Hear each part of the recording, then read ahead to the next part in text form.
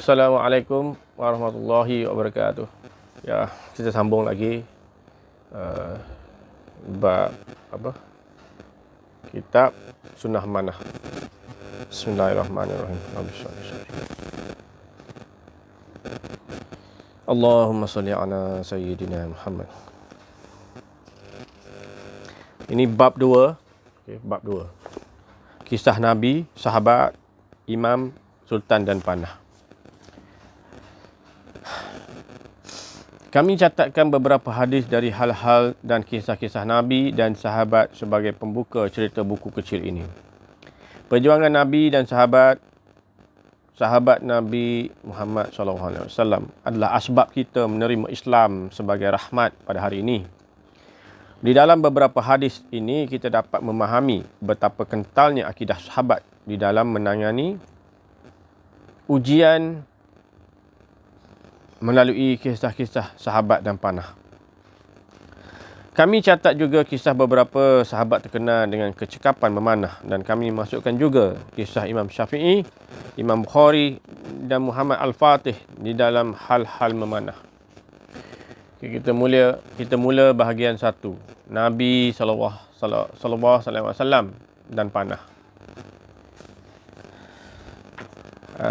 Riwayat Sunan Abu Daud 4503 telah menceritakan kepada kami, Muhammad bin Ubaid berkata, telah menceritakan kepada kami, Hamad dari Ubaidullah bin Abu Bakar dari Anas bin Malik berkata, ada seseorang yang mengintip sebahagian kamar Nabi SAW, maka Rasulullah SAW bangkit ke arah orang itu dengan membawa panah atau beberapa anak panah dan seakan aku melihat Rasulullah mengendap-endap untuk menikamnya.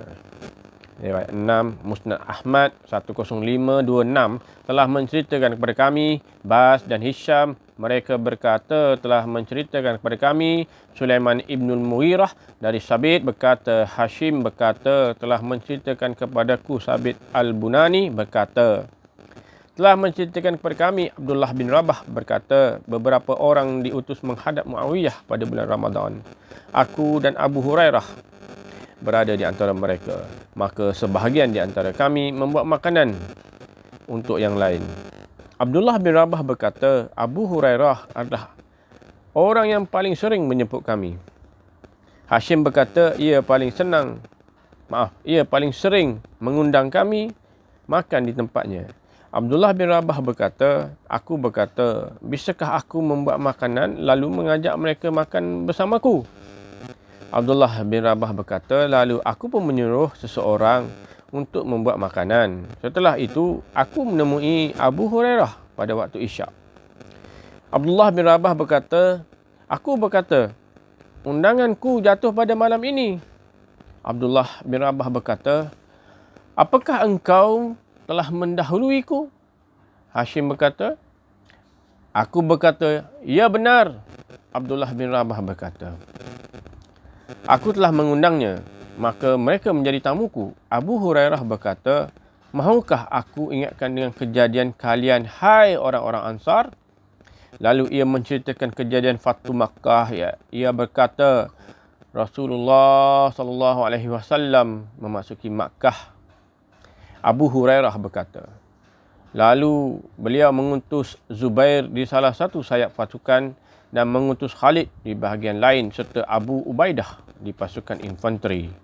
Mereka kemudian menuju dasar lembah dan Rasulullah SAW bersama mereka. Orang-orang Quraisy bergegas berkumpul dan berkata, biarkanlah mereka bergerak dulu.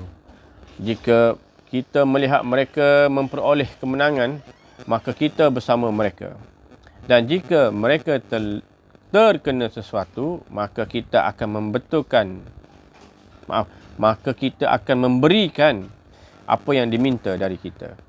Abdullah bin Rabah berkata, Abu Hurairah berkata, Rasulullah mengamati. Lalu beliau melihatku dan berkata, wahai Abu Hurairah. Aku menjawab, saya wahai Rasulullah. Abu Hurairah berkata, beliau lalu bersabda, panggilkanlah orang-orang Ansar dan jangan sampai datang kepadaku kecuali orang-orang Ansar. Lalu aku memanggil orang-orang Ansar Kemudian mereka datang dan mengelilingi Rasulullah sallallahu alaihi wasallam. Beliau bersabda, "Kalian perhatikan kumpulan orang-orang Quraisy dan pengikut-pengikut mereka." Beliau bersabda dengan meletakkan tangannya di atas satu dengan yang lain menyatu. "Hingga kalian menemuiku di Bukit Sofa." Abdullah bin Rabah berkata, Abu Hurairah berkata, "Lalu kami berangkat dan tidak ada di antara kami yang membunuh kerana hawa nafsunya. Juga tidak ada di antara mereka yang berpaling menghadapi kami." Abu Sufyan berkata, "Wahai Rasulullah, telah dihalalkan tanaman-tanaman Quraisy untukmu dan tidak ada lagi orang-orang Quraisy setelah ini."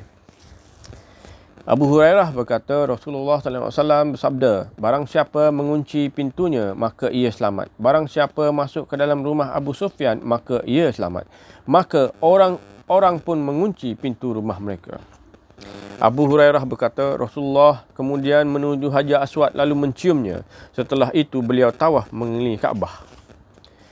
Abu Hurairah berkata, dan di tangan Rasulullah ada busur yang beliau pegang pada bahagian ganggangnya. Lalu di saat tawaf, beliau mendatangi berhala yang mereka sembah, kemudian menusuk matanya seraya bersabda, "Kebenaran telah datang dan kebatilan telah hancur." Beliau mendatangi Bukit Sofa dan naik ke atasnya hingga beliau melihat Kaabah. Beliau lalu mengangkat tangannya, berzikir kepada Allah dan berdoa. Sedangkan orang-orang Ansar berada di bawahnya, di antara satu dengan yang lainnya saling berkata, "Orang ini sangat merindukan kampungnya dan teringat akan keluarganya." Maka turunlah wahyu. Dan wahyu jika datang, maka hal tersebut tidak tersembunyi bagi kami. Dan tidak ada seorang pun di antara kami mengangkat matanya melihat Rasulullah hingga beliau selesai. Hashim berkata, ketika wahyu telah selesai turun, beliau mengangkat kepalanya dan bersabda, "Hai orang-orang Ansar, apakah kalian mengatakan orang ini amat merindukan kampungnya dan teringat akan keluarganya?" Mereka menjawab, "Wahai Rasulullah, benar kami telah mengatakannya." Lalu beliau bersabda, "Kalau begitu, apa arti dari namaku?" "Sekali-kali tidak. Sesungguhnya aku hamba Allah dan Rasulnya. Aku berhijrah kepada Allah dan kepada kalian, maka aku akan hidup bersama kalian dan mati bersama kalian." Abu Hurairah berkata, lalu mereka mendekat kepada beliau sambil menangis. Mereka berkata, "Demi Allah, kami tidak mengatakan itu kecuali agar Allah dan Rasulnya tidak meninggalkan kami."